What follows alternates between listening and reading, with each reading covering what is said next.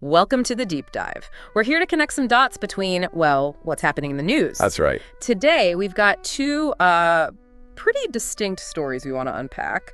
First, a planned rally for Donald Trump. Okay. And second, this quite pointed exchange that happened at the Supreme Court about LGBTQ plus children's books. Right. Two very different arenas, politics and the courts. Exactly. But maybe there are some threads connecting them, or at least they tell us something about the current moment. Let's get right to it. Absolutely.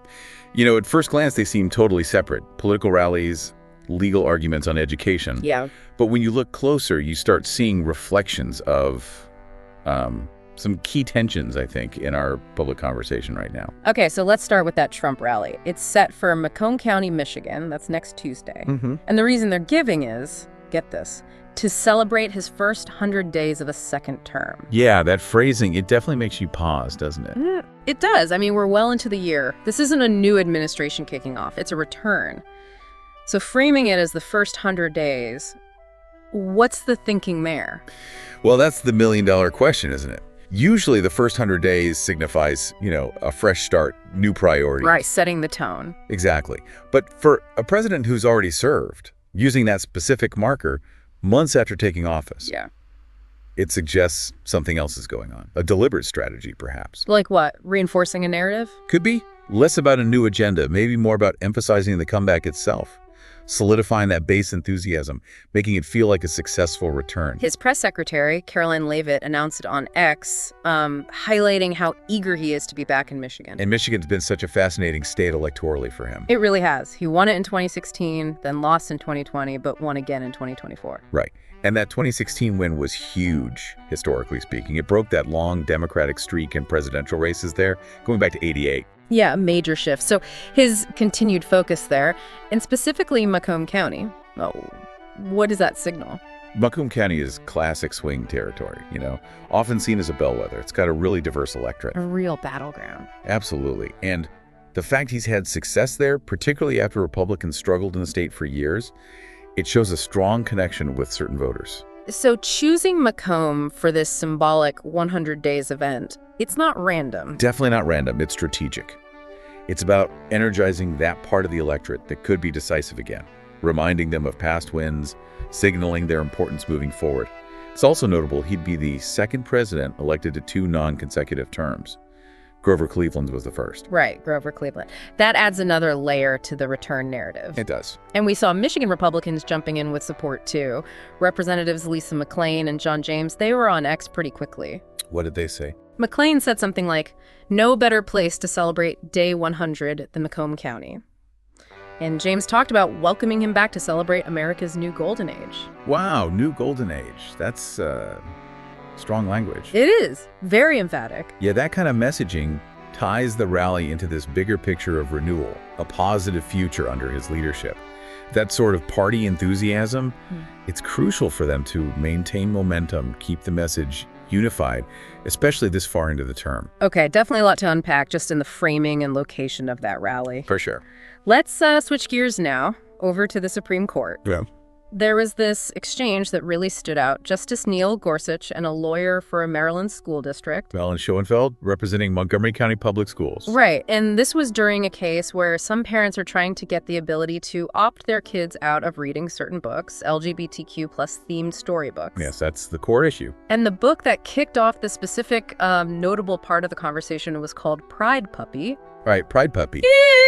It's a pretty short book, 32 pages, rhyming alphabet style. Okay. The publisher calls it affirming and inclusive, says it aims to give kids a kind of joyful glimpse of a pride parade following a family looking for their lost dog. Seems straightforward enough for a children's book. Apparently, and it was used in the district's pre-K curriculum at one point, though Schoenfeld, the lawyer, clarified it's not used at that level anymore. Okay, but this is where the questioning from Justice Gorsuch took a turn that, well, it got a lot of people talking. What happened exactly? He started asking Schoenfeld about the book's content, and he specifically brought up words like leather and bondage. Bondage.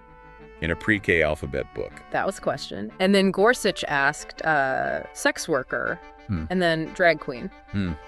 That's quite a leap from a rhyming alphabet book about a lost dog at a parade. It really is. The contrast between the publisher's description, joyful glimpse, affirming, And those specific questions from the justice was pretty stark. So how did the lawyer respond? Schoenfeld clarified. He said, yes, the book shows a woman in a leather jacket. And yes, the term drag queen is used. But he was very clear. No depiction of bondage, no depiction of a sex worker. Okay. So the justice's concerns seemed focused on specific elements, potentially adult themes. That's what it suggests. Even if the book, as described, seems to have a very different, age-appropriate focus, what's revealing isn't just what's in the book, but what Gorsuch was asking about. It points to a specific kind of concern. And this whole exchange, it's happening within a much larger legal fight, right? Exactly. This isn't just about Pride Puppy. You've got religious parents, their lawyer is Eric Baxter in the Mahmoud v. Taylor case. And their argument. They're arguing the school district violated their First Amendment rights. Specifically, their right to religious freedom and to direct their children's religious upbringing. Because the district won't let them opt their kids out of reading these books that they feel conflict with their religious beliefs. Precisely. And a key part of their argument is that the school district does allow opt-outs for other things based on religious objections. So they're pointing to inconsistency, maybe potential viewpoint discrimination? That seems to be the claim. Why allow exemptions for some religious objections but not for this one? Interesting. And when did the district start using these books? It began back in 2022. And initially, there were suggestions about how often to use them. One example cited was using them 5 times before the end of that school year. Okay. And another example mentioned was a specific school, Sherwood School, planning to read one such book daily during Pride Month in June. Daily. Okay, so that level of integration could definitely amplify parental concerns about exposure. You'd think so. And here's another twist. The district apparently did allow religious opt-outs at first. Oh, they did? So what changed? They reversed that policy in March 2023. The district cited concerns about student absenteeism becoming an issue and also the administrative burden of managing all the opt-out requests. Okay. So that policy reversal is probably a major point of contention in the case. Absolutely. It highlights that classic tension, doesn't it? Balancing religious freedom claims against the practicalities of running schools, managing curriculum for everyone. Yeah, the court has to weigh the school's operational concerns against the parents' constitutional claims. That's a tough balance. And it wasn't just Pride Puppy that came up. Other books were mentioned too, right? Yeah. References were made to titles like Prince and Knight. Which is? It's a fairy tale, basically, about 2 men falling in love and getting married. Okay. And another one called Uncle Bobby's Wedding. That one's about a young girl, a niece, processing her uncle marrying another man. So these examples give a clearer picture of the kind of content at the center of this whole debate. Books showing different family structures, same-sex relationships. Exactly. They reflect that broader push in children's literature for more representation, more diversity in families and identities. But this legal challenge really throws into sharp relief the conflict that arises when those efforts meet deeply held religious beliefs and parental rights arguments. It absolutely does. It's a collision of values playing out in the education system and now before the Supreme Court. So looking back at our deep dive today, we covered 2 really different scenes. Trump's rally in Michigan, using that 100 days framing. Yeah, a political strategy aimed, it seems, at solidifying support, reminding people of past victories. And then this intense moment at the Supreme Court, digging into the content of children's books through the lens of religious freedom and parental rights. Right, a legal and cultural flashpoint over education, inclusion, and belief. What strikes me is how both, in their own ways, touch on these really fundamental questions about American identity, values, what direction we're heading. That's a great point. The rally seems focused on reinforcing a specific political vision and base. The court case is grappling with how we navigate diversity, belief, and education for the next generation. So, thinking about these 2 events together, they're happening now. In this moment, it really makes you, the listener, consider the state of our public conversation.